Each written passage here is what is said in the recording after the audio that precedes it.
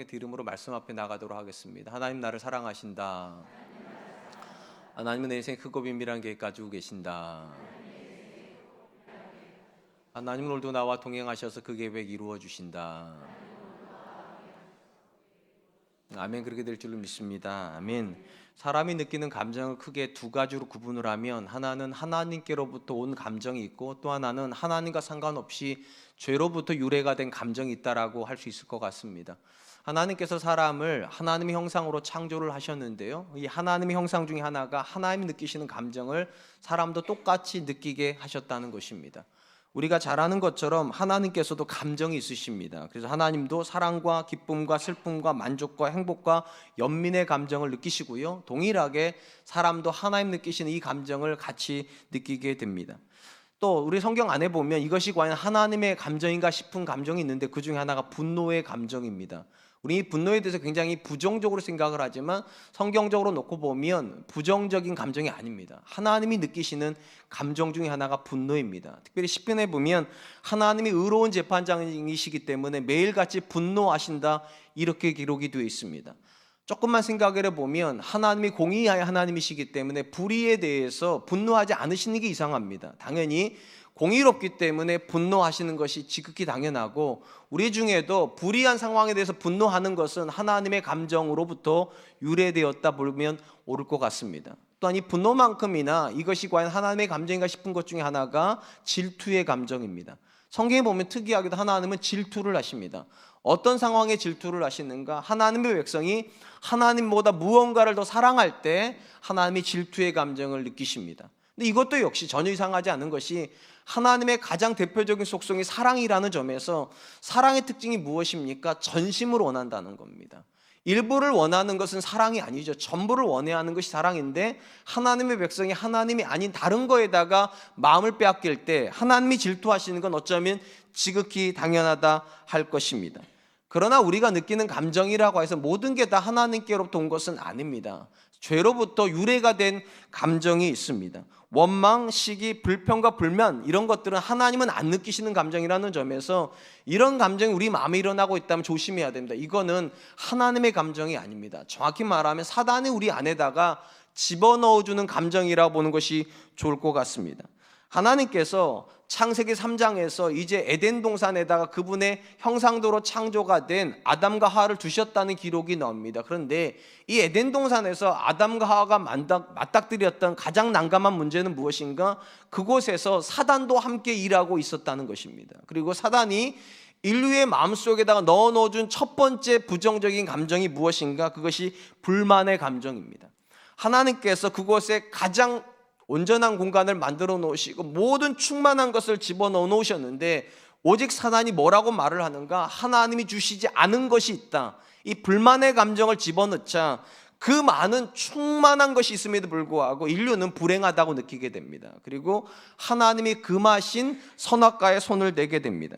그런 점에서 어쩌면 인류가 사단으로부터 받은 가장 부정적인 첫 번째 감정은 불만의 감정이라고 보는 것이 옳을 것 같습니다. 그리고 이 불만의 감정이 우리 감정 안에 들어오면 상실되는 신앙적 가치가 있다면 그것은 감사의 고백입니다. 그 어떤 사람도 불만의 감정이 들어와 있는데 감사한 사람은 존재할 수 없기 때문입니다. 우리가 익히 느끼고 있는 것처럼 감사의 뿌리가 되는 것은 감격입니다. 누군가로부터 내가 전혀 기대하지 못한 것을 받았을 때, 또는 기대한 것 이상의 것을 받았을 때 우리는 감격하게 되고요, 이 감격은 반드시 사람을 감사하게 만듭니다. 정반대로 내가 누군가로부터 마땅히 이런 것을 받아야 된다고 느끼는데 그것을 받지 못했을 때 우리는 불만족하게 되고, 이 불만이 우리로 하여금 관계를 망가뜨리게 만드는 것입니다. 아마도 하나님께서 에덴 동산을 만드시면서 그 공간 안에 감격이 있기를 원하셨던 것 같습니다. 그래서 사람도 하나님의 형상으로 만들어 놓으시고 사람에게 필요한 모든 것들을 거기다 채워주셨을 뿐만 아니라 심지어 하늘 보좌를 가지고 계신 하나님께서 이 땅 가운데 친히 내려오셔서 그들 가운데 계셨습니다. 하나님이 기대하신 것은 그들이 감격하여 감사하기를 원하셨을 것입니다. 그런데 안타깝게도 인류가 사단에게 딱 하나의 감정을 빼앗겨 버립니다. 불만이라고 하는 감정이 들어오자 그것에 충만한 것이 있음에도 불구하고 인류는 감사하지 못하게 됩니다. 이러보건대 우리가 흔히 고백하는 원죄의 가장 큰 뿌리는 다른 것이 아니라 생각됩니다. 감격이 있어야 되는 그 마음의 자리에 감격이 빼앗겨버리고 불만이 들어오면 그것이 원죄인 것입니다. 이것이 원죄인 이유는 아담과 하와만 그렇게 하는 것이 아니라 지금 우리가 살고 있는 시대에도 역시 많은 사람들이, 아니 거의 예외 없는 모든 사람들이 다 불만족한 삶을 살기 때문입니다. 그리고 하나님께서 예수 그리스도 안에서 누군가를 구원하셨을 때 이 구원의 개념의 가장 본질의 고백이 무엇이냐? 빼앗겨 버렸던 감사가 다시 들어오는 겁니다. 감격이 다시 들어오고 불만족이 나가는 것, 이것을 구원이라고 이해해도 전혀 틀리지를 않습니다. 왜냐하면 하나님께서 구원받은 성도에게 요구하시는 것을 성경에 이렇게 기록하기 때문입니다. 데살로니가전서 5장 16절 18절 말씀, 항상 기뻐하라, 쉬지 말고 기도하라, 범사에 감사하라, 이것이 그리스도의 예수 안에서 너희를 향하신 하나님의 뜻이니라. 하나님은 그분의 백성들이 불만의 마음을 빼앗겨서 매일같이 불평하면서 사는 것이 아니라 다시 구원의 은혜에 감격하여서 매일같이 감사하며 살기를 원하신다는 것입니다. 그런 점에서 누가 구원받은 사람입니까? 우리가 구원받았다는 증거가 무엇입니까? 많은 사람들이 구원받음의 증거를 교회 다닌 거라고 생각하는 경향이 있습니다. 그런데 성경 어디에도요, 구원받았기 때문에 교회 다닌다, 교회 다녔기 때문에 구원받았다, 그렇게 설명하는 구절이 안 나옵니다. 오히려 성경이 말하는 구원의 가장 큰 증거는 무엇인가? 에덴 동산에서 빼앗겨 버렸던 이 감격이 회복되는 겁니다. 그리고 이 감격이 회복됐다는 걸 어떻게 알게 되는가? 그가 항상 기뻐하는 걸 보고요, 그가 범사에 감사하는 걸 보고서 그는 회복된 사람이구나, 우린 이 사람을 구원받은 사람이라고 부르는 것입니다. 오늘 우리가 골로새서 3장이 굉장히 짧은 세 구절을 읽었습니다. 구절은 굉장히 짧은데 이 세 구절 안에 계속적으로 반복해서 나오는 단어가 있습니다. 바로 감사라고 하는 단어입니다. 매 구절에 감사가 나옵니다. 제가 골로새를 시작하면서 그런 말씀을 드렸습니다. 골로새서는요, 어떤 책이냐? 예수님이 누구신가를 소개해주는 기독론적인 책입니다. 예수님을 설명하기 위해서 쓰여진 책이에요. 근데 놀랍게도 이 예수님을 설명하는 이 책 안에서 계속 강조가 되는 것이 감사라는 것은 예수 그리스도 안에 뭐가 충만하다는 겁니까? 감사가 충만하다는 겁니다. 그리고 이 예수 그리스도로 말미암아 이 땅에 태어난 것이 교회입니다. 그리고 이 교회가 어떤 곳인가를 소개하는 책이 있는데 그게 에베소서입니다. 그래서 에베소서는 교회론적 책이라고 그렇게 부릅니다. 그리고 이 에베소서에 보면 하나님께서 예수 그리스도 안에서 한 사람을 구원하셨을 때 그 구원의 목적이 무엇인가가 이렇게 기록이 되어 있습니다. 에베소서 1장 5절로 6절입니다. 그 기쁘신 뜻대로 우리를 예정하사 예수 그리스도로 말미암아 자기의 아들들이 되게 하셨으니 이는 그가 사랑하시는 자 안에서 우리에게 거저 주시는 바 그 은혜의 영광을 찬송하게 하려는 것이라. 하나님께서 저와 여러분들을 성도로 부르시고 교회라는 공동체 안으로 모아놓으신 근본적인 이유는 교회를 다니게 하기 위함이 아니라 뭐라고 되어 있는가? 그의 은혜의 영광을 찬송하게 하려 함이니라. 그러니까 근본적인 목적은 찬송이고 찬송의 근거가 뭐냐? 은혜입니다. 느낌이 오시겠지만 이 은혜는 뭡니까? 감격입니다. 감격하기 때문에 감사하고 감사하기 때문에 찬송을 하는 것입니다. 그러니까 예수 그리스도 안에 충만한 것도 감사이고요, 그 예수 그리스도로 말미암아 형성된 교회 안에도 충만해져야 되는 건 뭡니까? 그게 감사입니다. 그런 점에서 하나님께서 교회를 이 땅 가운데 만드시면서 가장 교회가 교회다워지는 지점을 무엇이라고 생각하셨는가? 감사요. 교회 안에 물질이 넘치는 게 교회가 아니라요, 성도가 넘쳐나는 것이 교회가 아니라요, 일을 많이 하는 것이 교회가 아니라요, 사실은 인류가 빼앗겨 버렸던 그 감사가 회복되는 곳이 교회가 되어야 된다는 것입니다. 저는 하나님께서 예수 그리스도 안에서 감사가 회복되기를 기대하신다는 건 참 의미가 있다라고 생각합니다. 왜냐하면 우리가 살고 있는 시대는 점점 감사로부터 멀어지고 있기 때문입니다. 이것이 참 아이러니한 것이 인류의 역사가요, 만약에 부요에서 빈곤으로 가고 있다면 감사가 사라지는 건 당연한 겁니다. 근데 우리가 살고 있는 역사는 방향이 어떻게 되어 있는가? 빈곤에서 부유를 향해서 가고 있습니다. 여러분들은요, 세종대왕도 못 먹어본 음식을 지금 먹고 계시는 거 아십니까? 제가 짜장면 먹을 때마다 늘 감격하는 거, 세종대왕도 못 드셔본 거예요. 팥빙수 먹을 때마다 늘 감격하는 거, 이순신 장군도 못 드셔보신 겁니다. 그거 우리가 먹고 있습니다. 아파트에 편하게 올라가실 때마다 엘리베이터 누를 때마다 감격하셔야 돼요. 도산 안창호 선생님도 못 타본 엘리베이터 타신 거예요 지금요. 우리는 과거의 어느 시대에도 누리지 못했던 절대적인 부유함을 누리고 있는 시대를 살고 있습니다. 먹는 것에 부족함이 없습니다. 입는 것, 누리는 것에 부족함이 없습니다. 이쯤 되면 당연히 과거 어느 시대보다 점점 시간이 흘러가면 감사가 넘쳐야 될 것 같은데, 아이러니하게도 우리가 사는 사회에는 거꾸로 가고 있습니다. 넘치는데 감사는 없습니다. 사람들이 우울합니다. 왜 우울합니까? 자꾸만 불만족하니까요. 더 좋은 것을 탐하다 보니까 지금 있는 것에 만족하지를 못합니다. 그래서 시대는 점점 감사를 빼앗겨 버리고, 그 시대 속에다가 하나님은 교회를 두시고 뭐라고 말씀하시는가? 범사에 감사하라. 풍요가 넘치면 우리는 감사할 거라고 생각하는데 그 시대는 그렇게 되질 않기 때문입니다. 한번 생각해 보시기 바랍니다.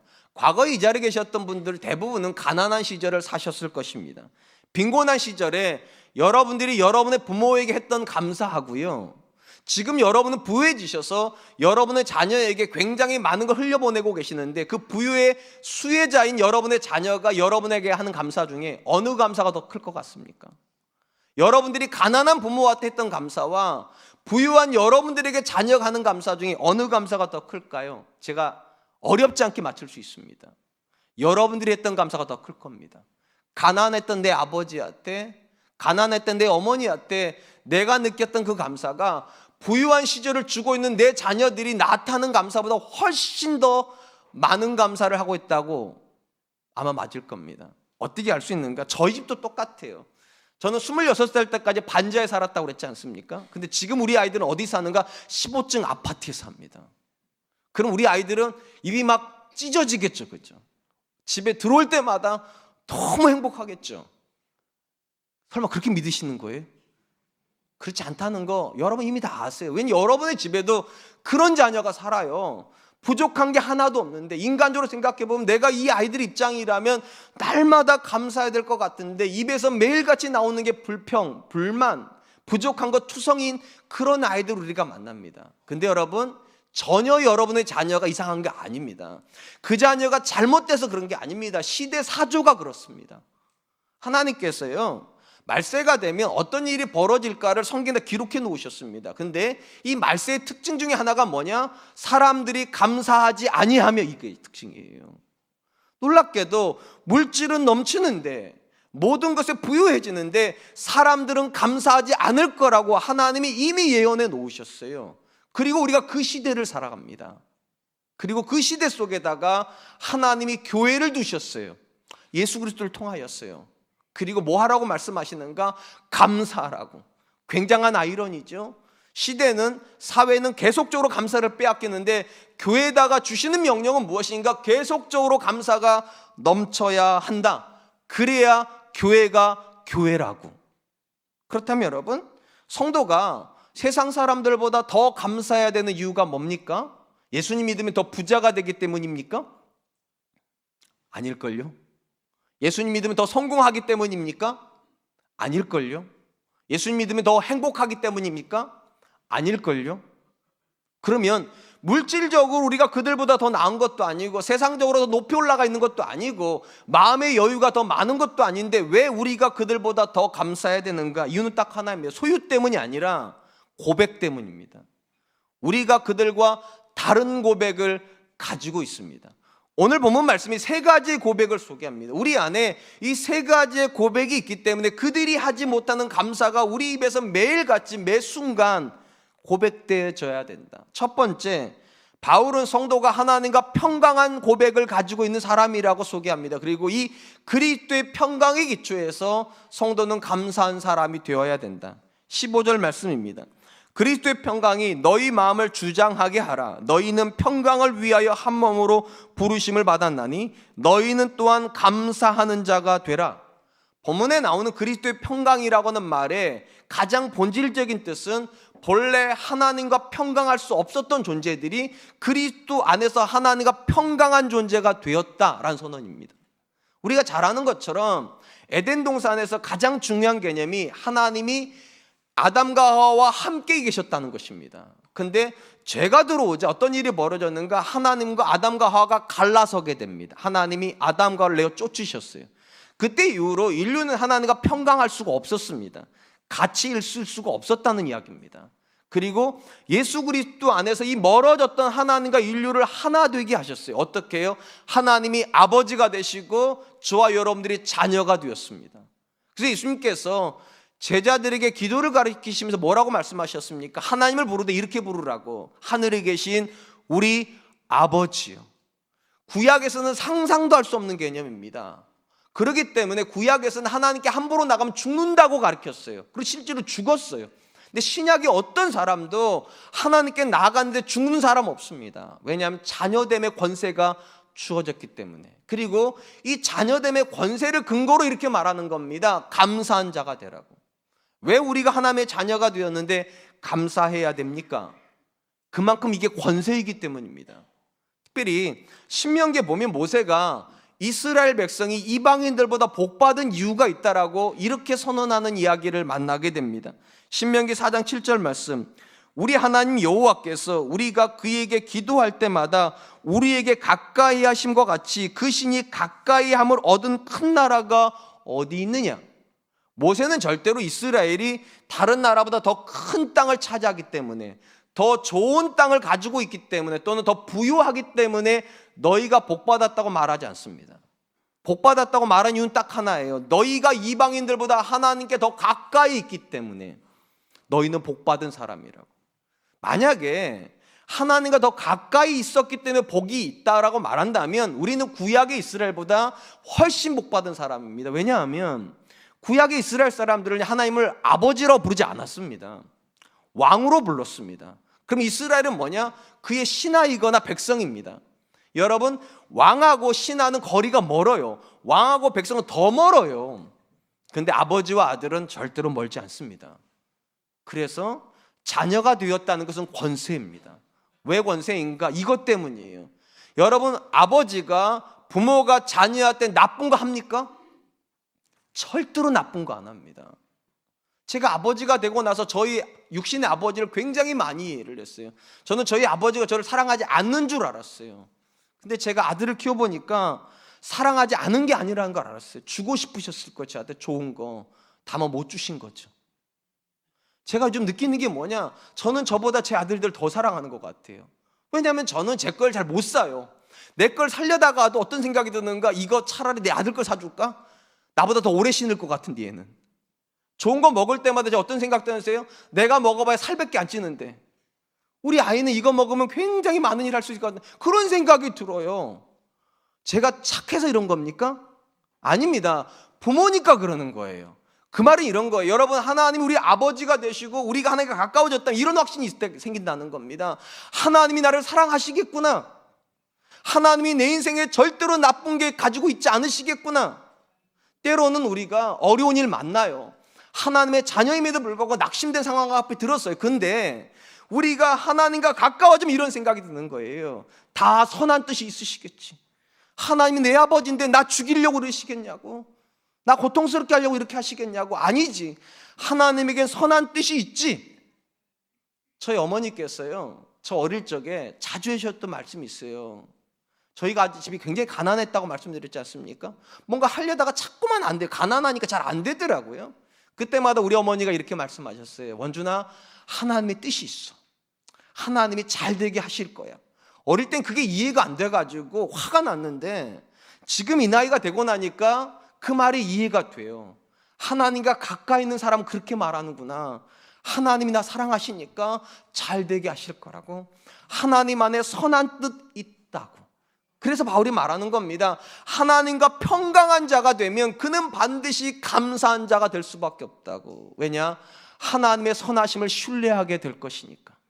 또한 이 부분에서 주목할 것은 성도가 하나님과 가까이 있다는 것만으로 감사한 자가 되는 것이 아니라 그 평강이 내 옆에 있는 사람에게 전달이 돼야 된다고 말하고 있다는 점입니다. 거기 이렇게 되어 있지 않습니까? 너희는 평강을 위하여 한 몸으로 부르심을 입었나니. 우리가 십자가를 부를 때마다 그러지 않습니까? 수직적으로 하나님과도 평강해야 되지만 수평적으로 형제 자매하고도, 교회 안에 하나님이 함께 두신 자들하고도 화평해야 된다고. 왜냐하면 그것이 그리스도의 사역이니까. 그렇다면 여러분, 왜 우리가 그리스도 안에서 옆에 있는 사람하고 화평함으로 감사한 자가 돼야 됩니까? 전 이것도 굉장히 의미가 있다 생각합니다. 우리가 살고 있는 시대의 방향이 어떤 시대로 가고 있습니까? 점점 소외가 극대화되고 있는 시대로 가고 있습니다. 과거에는요, 이웃사촌이라고 불렀습니다. 그래서 옆집에 있는 사람들이 멀리 있는 친척보다 훨씬 나은 사람이라고, 애경사를 챙길 때에도 내 주변에 있는 사람들이 다 챙겨줬는데 언제부턴가 우리는 옆집에 누가 사는지를 모릅니다. 아니, 알아도 아는 척도 안 하는 시대를 삽니다. 그래서 현대인들의 가장 고질적인 병이 뭐라고 말을 합니까? 소외라고 부릅니다. 소외예요. 같은 공간에 있는데 다른 곳을 보고 있습니다. 서로에게 관심이 없습니다. 그러니까 소유는 느는데, 그래서 더 맛있는 거 먹을 수 있는데 안타깝게도 함께 먹을 사람이 없는 시대가 우리가 살고 있는 시대입니다. 오죽하면 혼밥족이라는 말이 나오겠어요. 혼자 밥 먹는 족속들. 이게 이 시대가 가지는 가장 큰 병폐입니다. 여러분 한번 생각해 보세요. 외로운 사람, 물질은 있는데 누구랑 시간을 보낼 것이 없는 이 사람이 감사할 수 있습니까? 그러니까 점점 불만족이 쌓이는 겁니다. 그리고 하나님께서 저와 여러분들에게 뭐라고 말씀하시는가? 그런 사람들에게 여러분들이 치료책이 되라고. 그들 곁에 있어서 네가 누리는 그 평강을 그들도 좀 누리게 해주라고. 그들은 혼자 있는 존재가 아니라 함께 있는 존재라는 걸 그들로 경험하게 하라고. 그래서 로마서에서 가장 멋있는 명령이 함께 울고 함께 웃으라고. 그래야 그곳에 감사가 생기기 때문입니다. 제가 정말 원하는 고백이 이런 거예요. 하나님, 저 사랑과 은혜교회에서 너무 행복해요. 이곳에 왔어야 비로소 내 마음을 알아주는 그 집사님 만나서 너무 좋아요. 나 집에만 있을 줄 알았는데 나를 자꾸만 불러내서 커피 마시자고 하고, 교회 가자고 하고, 기도 가자고 말해주는 그 집사님, 그 권사님, 그 장로님 있어서 나 너무 행복해요. 사람이 이렇게 따뜻해질 수 있다는 걸 사랑과 은혜교회에 와서 처음 경험했어요. 아멘. 여러분 안 하실까 봐. 하나님께서 우리에게 기대하시는 거 이거예요. 하나님과만 가까워져서 나만 감사한 존재가 아니라 나 때문에 그들도 감사한 존재가 되게 하라고. 그것이 평강으로 부르신 하나님의 목적이라는 것입니다. 사랑하는 성도 여러분, 지금 여러분의 삶에 감사가 넘칩니까? 혹시 여러분의 삶에 감사가 없다면 여러분 이렇게 생각하실 겁니다. 내 인생에 뭔가 결핍이 있다고. 뭔가 부족하니까 내가 감사하지 못하지. 생각해보니까 내 자녀가 이번 대학교 못 가서 그런 것 같고, 우리 아이가 올해 정말 결혼할 줄 알았는데 못해서 감사가 안 나오고, 나 건강검진 가가지고 완치 판정 받을 줄 알았는데 내년에 또 보자고 의사가 말해가지고 그래서 나 감사하지 못하는 것 같다. 그럴 수 있어요. 이해가 됩니다. 근데 성경적 관점에서요, 우리가 감사하지 못하는 건 결핍 때문이 아닙니다. 본질적인 이유는 하나님이 여러분 곁에 있다는 걸 못 믿기 때문입니다. 그래서 말하는 거예요. 그리스도의 평강을 붙잡고 하나님께 감사하라고. 하나님은 우리 가까이 계시고, 가까이 계신 하나님은 절대로 우리에게 불의하지 않습니다. 우리를 괴롭게 하시는 분 아니에요. 하나님에게 선한 뜻이 있습니다. 그리고 이 평강을 누리고 계시다면 이제는 그 평강을 나누십시오. 여러분의 옆에 있는 사람이 여러분을 통하여서 하나님께 감사하게 하시는 것이 하나님 뜻이에요. 하나님 그 집사님이 있어서, 하나님 그 권사님이 있어서, 하나님 그 장로님이 있어서, 우리 어린 자녀들은 하나님 그 선생님이 있어서 나 너무 좋아요. 교회 가고 싶어요. 그것이 하나님께서 우리에게 기대하시는 감사의 고백이라면 오늘도 우리는 하나님 때문에 감사할 수 있어야 될 줄로 믿습니다. 고백이 하나님 우리 곁에 있다고 믿으신다면 시작하세요. 하나님 때문에 감사합니다. 두 번째로 바울이 말하는 감사의 고백의 본질은 무엇인가? 하나님의 말씀과 깊은 관련이 있다는 것입니다. 16절 말씀입니다. 그리스도의 말씀이 너희 속에 풍성히 거하여 모든 지혜로 피차 가르치며 권면하고 시와 찬송과 신령한 노래를 부르며 감사하는 마음으로 하나님을 찬양하고. 사도 바울은요, 그리스도의 말씀이 한 사람 안에 풍성하게 거하면 그는 필연적으로 감사한 자가 된다라고 그렇게 확신을 하고 있습니다. 아마도 이렇게 말하는 이유는요, 창세기 3장에서 인류가 했던 실패를 근거로 해서 하는 표현일 것입니다. 여러분 생각하시기에 아담과 하와가 선악과를 따먹은 이유는 그 선악과를 따먹지 말라고 하신 하나님 말씀을 몰랐기 때문입니까? 아닙니다. 그들은 정확하게 알았습니다. 하나님께서 분명히 그들 앞에서 말씀하셨을 것이니까 저 선악과를 따먹으면 반드시 죽으리라. 근데 그들이 결과적으로 선악과를 따먹어 버렸습니다. 왜 그렇게 된 겁니까? 이유는 딱 하나입니다. 그들이 충만하게 거해야 되는 말씀 안에 그들이 거한 것이 아니라 거하면 안 되는 사단의 말 안에 거했기 때문입니다. 어떤 말이요? 저 선악과를 따먹는 날에 내가 하나님처럼 되리라. 결국 우리가 어떤 사람이 되는가는요, 우리 안에 어떤 말이 거하고 있는가가 우리를 만드는 겁니다. 안타깝게도 아담과 하와는 하나님의 말씀이 풍성하게 거한 것이 아니라 사단의 말이 풍성하게 거함으로 그들은 믿음에 실패하고 순종에 실패했던 것입니다. 그리고 오늘 본문에서 바울 사도가 뭐라고 말하는가? 하나님의 말씀이 너희 속에 풍성하게 거하게 하라고. 왜 풍성하게 거해야 됩니까? 풍성하지 않으면 이제 빈틈이 생기고요, 빈틈이 생기면 거기로 삐죽고 들어오는 존재가 있습니다. 그게 사단이에요. 꽉 차 있으면 절대로 못 들어온다니까요. 비어 있으니까 들어오죠. 자녀의 영역이 비어 있으면 그리로 들어올 거고요, 건강의 영역이 비어 있으면 그리로 들어올 것이고요, 부부의 관계가 비어 있으면 그리로 들어올 것이고, 재정적인 부분이 비어 있다 생각 그리로 들어올 거예요. 그러니까 비어 있지 말라는 거예요. 모든 영역에서 예수님을 통해 주신 말씀이 채워져 있어야 된다고요. 자녀를 통해서 주신 말씀이 채워져 있으면 자녀의 영역은 공격받지 않습니다. 부부에 대한 관계에서 말씀이 채워져 있으면 부부관계 공격받지 않습니다. 사회적인 영역에서 말씀이 채워져 있는 사람은 사회적 영역에서 공격받지 않습니다. 비어 있으니까 공격받아요. 그리고 오직 우리는 말씀을 통하여서만 하나님에 대한 확신을 얻게 됩니다. 이 부분에서 주목할 만한 말씀이 이 말씀입니다. 로마서 10장 17절 말씀. 그러므로 믿음은 들음에서 나고 들음은 그리스도의 말씀으로 말미암음이니라. 제가 왜 이 말씀을 읽어드리는가? 여러분, 우리가 성경에서 믿음이라고 부르는 것은 가장 간단히 말하면 확신입니다. 믿음은 확신이에요. 그럼 뭐에 대한 확신이냐? 결국 하나님에 대한 확신입니다.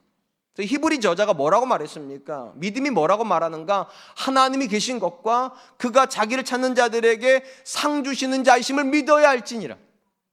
결국 하나님에 대한 확신을 갖는 것이 믿음이고, 이 확신은 뭐로부터밖에 안 오는가? 오직 말씀으로부터밖에 안 온다는 겁니다. 제가 앞에서 이렇게 말씀드렸어요.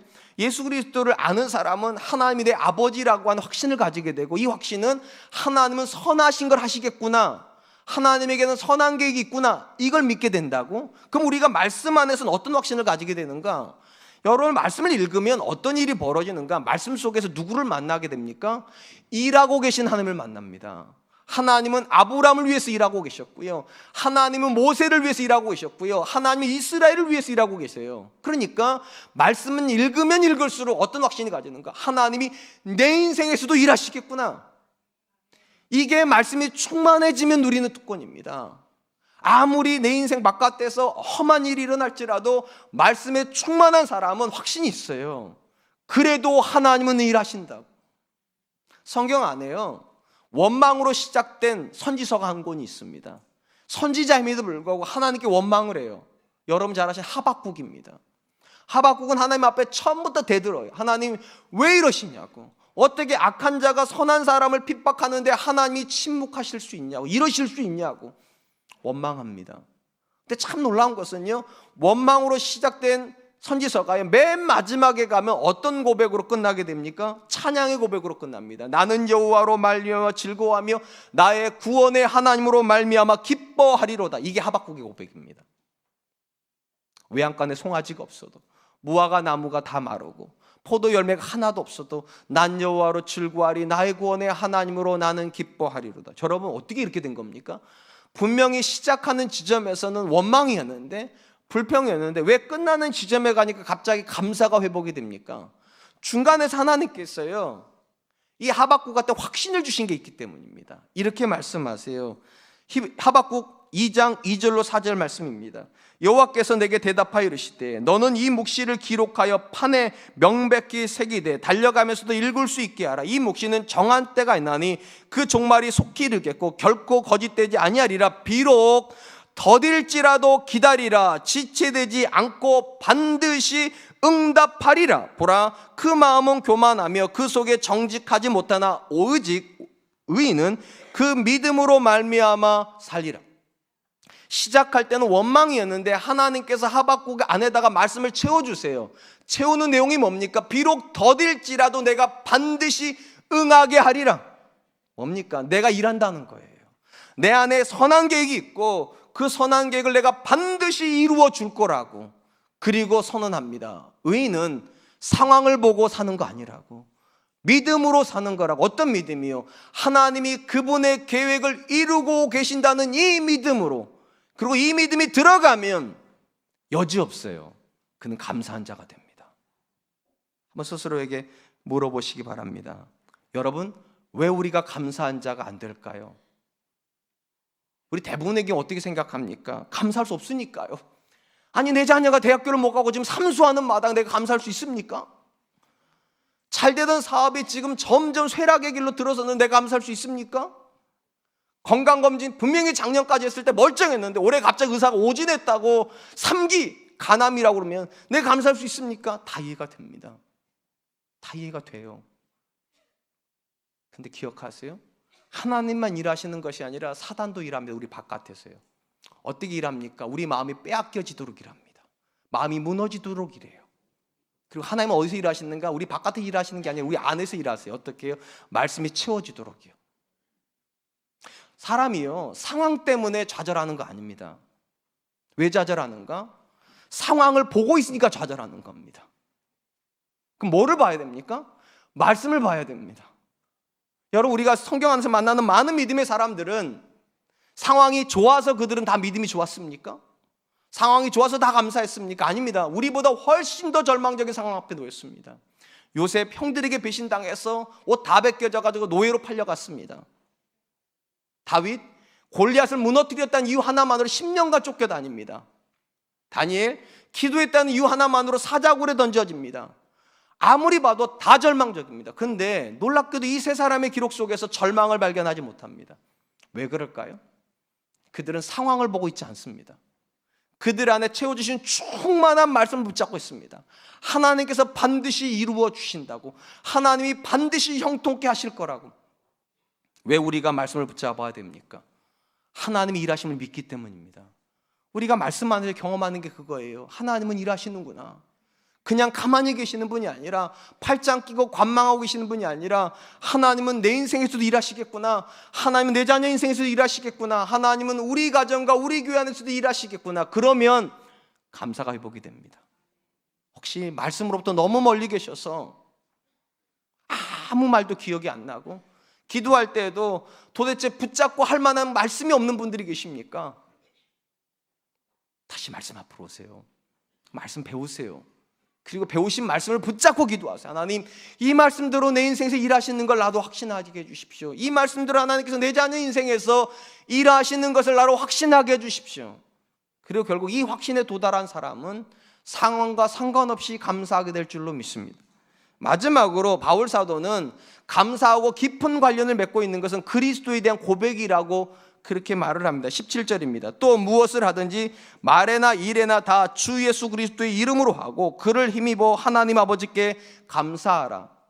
제가 앞에서 계속 설명하고 있는 것처럼요, 사람의 특징이 무엇인가? 사람은 감사를요, 외부적인 환경에 대해서 상응하는 거라고 생각을 합니다. 무슨 말인가? 내가 만나건 외부적 환경이 나한테 친화적이면 감사합니다. 쉽게 말하면 내 자녀가 시험 쳤는데 의외로 너무 시험을 잘 쳤어요. 그럼 감사합니다.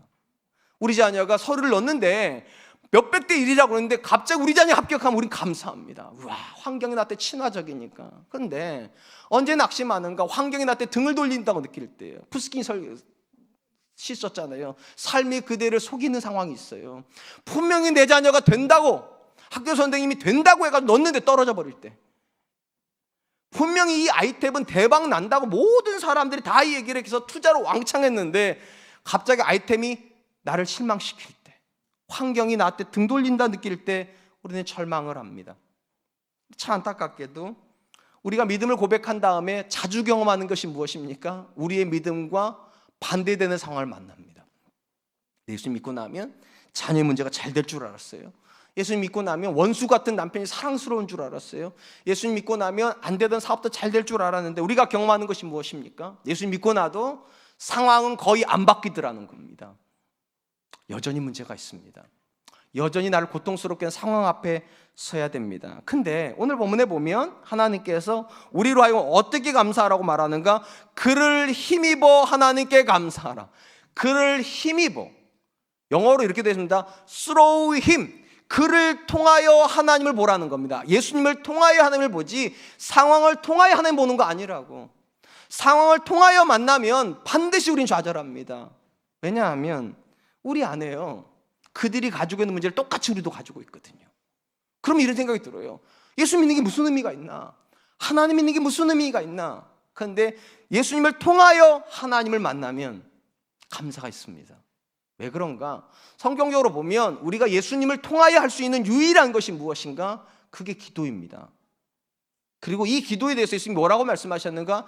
이렇게 말씀하셨습니다. 요한복음 16장 24절 말씀. 지금까지는 너희가 내 이름으로 아무것도 구하지 아니하였으나 구하라 그리하면 받으리니 너희 기쁨이 충만하리라. 제가 자주 말씀드리는 거, 안타까운 현실이 있습니다.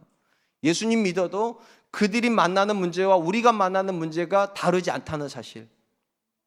자녀의 문제가 별반 차이가 없습니다. 배우자의 문제가 별반 차이가 없습니다. 경제적인 문제의 차이가 별반 없습니다.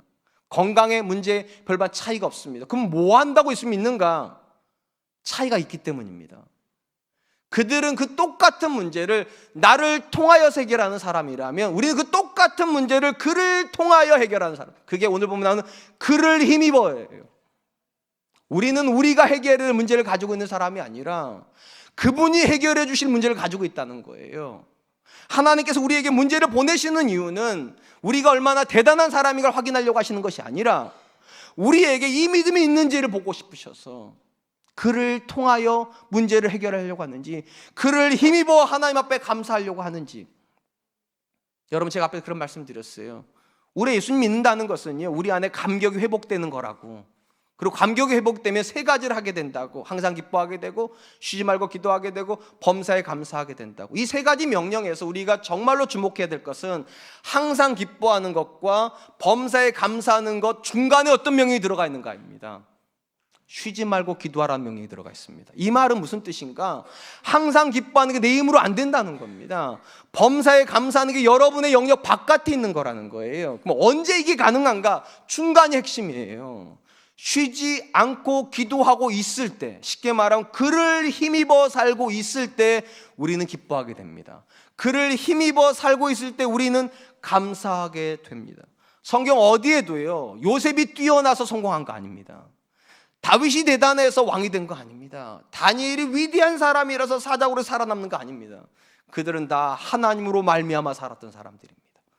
그리고 예수님을 통하여서 우리에게 이렇게 말씀하세요. 그를 힘입어 하나님께 감사한 자가 되라. 그런 점에서 성도임에도 불구하고 감사하지 못하는 이유는 본질적인 이유가 하나가 있습니다. 기도하지 않기 때문입니다. 한번 솔직히 대답해 보세요. 정말 기도에 전심하는데도 여러분 불만족이 생깁니까? 아닐걸요. 기도의 자리로부터 점점 멀어지면서부터 불만족이 생겼을 겁니다. 저도 압니다. 여러분들이 얼마나 분주하게 사시는지.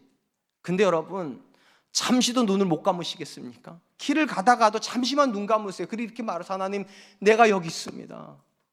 이 못난 나를 좀 불쌍히 여겨주십시오. 운전을 하다가 신호대기에 걸리시면 눈 뜨고라도 기도하실 수 있습니다. 하나님, 내 자녀가 지금 학교에 있습니다. 그 자녀를 좀 긍휼히 여기셔서 지혜를 부어주십시오. 요리를 하다가도 잠시 설거지 하시면서도 기도할 수 있습니다. 하나님, 이 더러운 식기를 세척하는 것처럼 하나님, 내 마음에 있는 죄를 좀 깨끗이 좀 씻어주십시오. 그게 쉬지 않고 기도하는 겁니다. 그리고 쉬지 않고 기도하는 사람은 경험하는 것이 있어요. 하나님께서 예수 그리스도 안에서 내게 능력을 주시는구나. 기뻐할 수 있는 능력이요. 그게 능력입니다. 감사할 수 있는 능력이요. 그게 본질적인 능력입니다.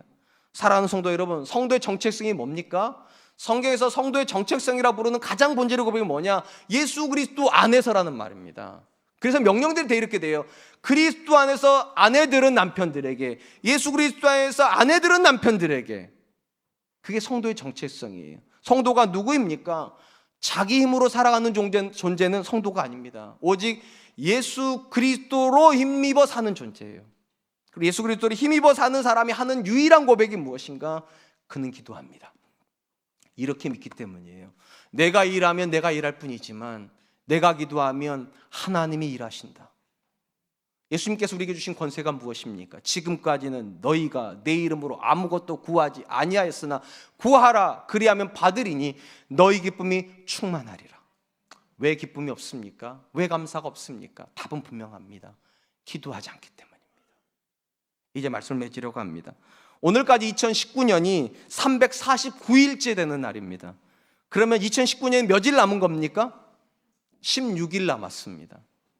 2019년 살아오시면서 349일 동안 여러분은 얼마나 감사하셨습니까? 그리고 앞으로 16일 동안 여러분은 얼마나 감사할 예정이십니까? 상황에 따라 유동적입니까? 하나님 하시는 거 봐서요. 내가 어저께 계약해 놓은 그 집이 나한테 오면 제가 감사하고, 우리 아이가 이제 곧 있으면 입시 원서 넣을 텐데 합격하는 걸 봐서요. 건강검진 발표가 다음 주 금요일이 나는데 결과 봐서요. 그러시겠습니까?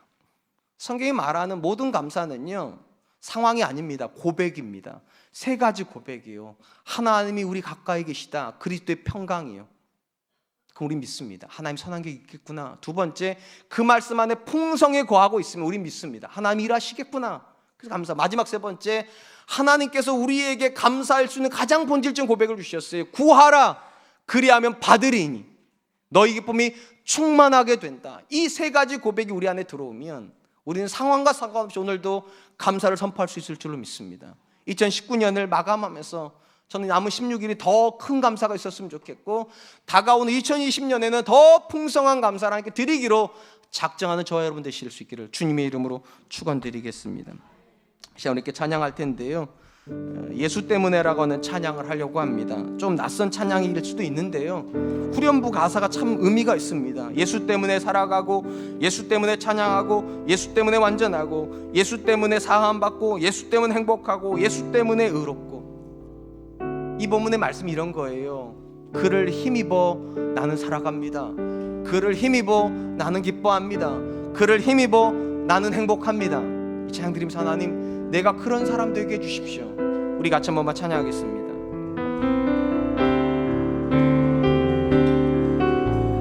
위대한 그 사랑으로 십자가 주님 지셨네. 세상 속에 빛 되었네. 주님의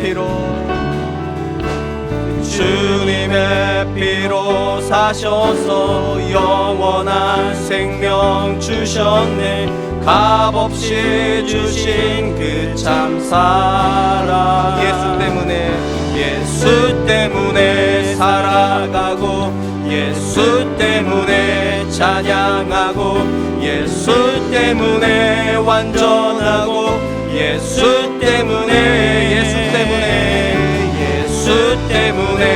사함받고, 예수 때문에 행복하고, 예수 때문에 의롭고, 예수 때문에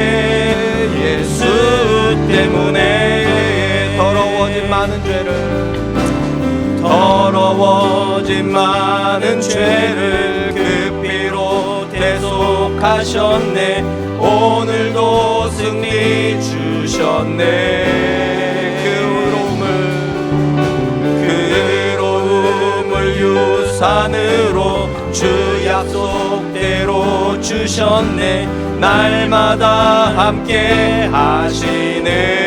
예수 때문에 살아가고, 예수 때문에 찬양하고, 예수 때문에 완전하고, 예수 때문에 사함받고, 예수 때문에 행복하고, 예수 때문에 의롭고, 예수 때문에 살아 살아가고 예수 때문에 살아가고 예수 때문에 찬양하고 예수 때문에 완전하고 예수 때문에 사함받고 예수 때문에 행복하고 예수 때문에 의롭고 예수 때문에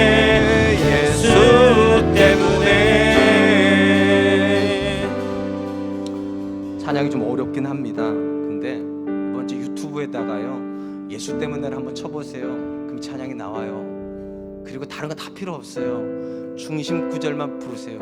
예수 때문에 살아가고 예수 때문에 찬양하고 예수 때문에 행복하고 예수 때문에 의롭고 예수 때문에